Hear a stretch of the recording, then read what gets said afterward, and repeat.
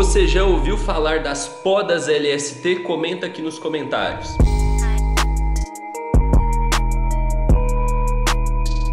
Para você que ainda não me conhece, o meu nome é Jean Silva e hoje eu vou compartilhar com você o que são as podas LST, quais são os tipos de poda LST e se elas vão ajudar a sua flor a ficar mais ramificada, se elas vão te render mais, se elas são melhores do que os outros tipos de poda ou não. A primeira coisa que eu tenho que falar com você é que eu tô falando poda entre aspas porque a maioria das técnicas LSTs não são o que a gente conhece como poda, que na maioria das vezes é cortar um galho da planta. E a primeira pergunta a ser respondida e mais importante: as podas LST são as melhores? Elas são melhores do que as outras podas? Elas são chamadas de baixo estresse porque elas são melhores? Eu mesmo pensava isso no início. Eu pensava que as podas de alto estresse iam estressar muito a planta e as de baixo estresse iam estressar pouco a planta. E eu pensava, pô, eu vou dar pouco estresse na minha planta porque eu quero que ela fique bem ali, sem estresse, saudável e dê flores lindas e resinadas. E eu tentei algumas vezes fazer as podas LSTs, amarra, super cropping, tentei ali e a planta dava um resultado legal, mas não ficava aquela planta super ramificada com muitos galhos e aquela estrutura bonita que a gente vê, por exemplo, de uma planta com 6 topos, 10 topos iguais ali ou praticamente iguais. Quando eu fazia só podas LSTs, ela sempre mantinha aquela predominância do galo principal, que é o seguinte: para quem não sabe, a planta, essa planta que a gente fala aqui no canal, que a gente não pode falar o nome por causa do YouTube, ela cresce em uma estrutura de pinheiro. Então ela tem um ramo principal e ela tem aqui onde vai nascer o top bud e ela vai ter outros galhos pequenos aqui. Essa é a estrutura que a planta cresce. A gente tenta fazer podas para que a planta cresça mais assim, com outros galhos principais e menos galhos pequenos aqui. Quando eu fazia só podas LSTs, como que a planta ficava? Ela ficava mais ou menos assim, ó, com um topo principal, os outros topos ficavam bem também, mas o topo principal era um só. Então ela continuou com a predominância da gema apical. Ela continuava crescendo o galho principal mais do que os outros, quando eu fazia só as podas LSTs. E aí chegou num ponto que eu resolvi testar as podas chamadas, né, de podas de alto estresse, que seria a poda top, a poda fim. Eu resolvi testar e quando eu testei esse tipo de poda, a planta ficou muito mais fácil de ficar dessa forma assim, ó, com mais galhos, mais top buds e tal. Então, respondendo essa primeira pergunta inicial, as podas LSTs são as melhores porque elas são de baixo estresse? Não são. Uma coisa importante que você precisa entender é que na planta, essa poda que é chamada de alto estresse, se você faz ela da maneira correta, ela vai deixar a planta muito mais forte, muito mais ramificada e mais ramificada até do que as podas LST. Então não fique com medo de fazer podas de alto estresse, porque elas são boas sim, é só você fazer da maneira correta. As podas de baixo estresse, elas podem ser feitas também e tem alguns momentos que é melhor você fazer uma poda de baixo estresse. Por exemplo, um momento próximo da floração. Então, por exemplo, se você quer colocar a planta para florir daqui 15 dias e você quer fazer uma técnica de poda nela, não é recomendado que você faça uma poda de alto estresse, porque a planta não vai conseguir recuperar tempo suficiente para crescer os novos galhos e florescer bem. Se você coloca ela para florir logo após fazer uma poda de alto estresse, ela flore sem crescer o galho que você cortou a poda. Já se você faz uma poda de baixo estresse, como uma marra, um super cropping ou o scrog, que a gente já vai falar aqui, você consegue fazer a poda e poucos dias depois já colocar a planta para florir e ela vai crescer aquele galho normalmente ali. Então tem momentos que a poda LST é melhor, mas no geral, se você fizer só podas LST, a sua planta vai manter a dominância da gema apical. Então eu sempre recomendo fazer uma poda, pelo menos, uma poda dessas, poda top ou poda fim, no início da vida da planta, para que ela perca pelo menos a dominância apical e passe a ter pelo menos uns 2, 3 galhos principais. E aí depois, se você quiser manter ela só com podas de baixo estresse, né, LSTs, você pode, que inclusive é o que eu faço aqui na maioria das vezes. Quais são as principais podas LST? As principais podas LSTs são as clássicas amarras, que é o seguinte: você pegar o galinho da planta, amarrar ele para o lado, para que ele fique na diagonal assim, tire um pouco da dominância apical e aí ela começa a crescer os galhos da lateral. Porém, ela vai continuar com o ramo principal ali, e esse ramo principal ele sempre será o principal, a não ser que você faça a amarra muito para baixo assim, que não é o recomendado. O recomendado é você deixar ela mais ou menos assim na horizontal, mais ou menos, né? Claro que a sua planta não vai ficar na horizontal, se você forçar muito ela sai do chão, mas ela fica mais ou menos assim, quase na horizontal. A próxima poda LST é o chamado de super cropping, que basicamente é você pegar um galinho da planta, o galho que está crescendo, por exemplo, imagina que esse aqui é o galho que está crescendo, e eu vou lá com os 2 dedos e amasso o galinho da planta, amasso ele com os dedos assim, sem forçar muito para o galho não sair na minha mão, então é só para amassar mesmo. E aí depois que amassar, a ponta do galho vai fazer assim, vai tombar, mas vai continuar ali. Depois, quando a planta recuperar,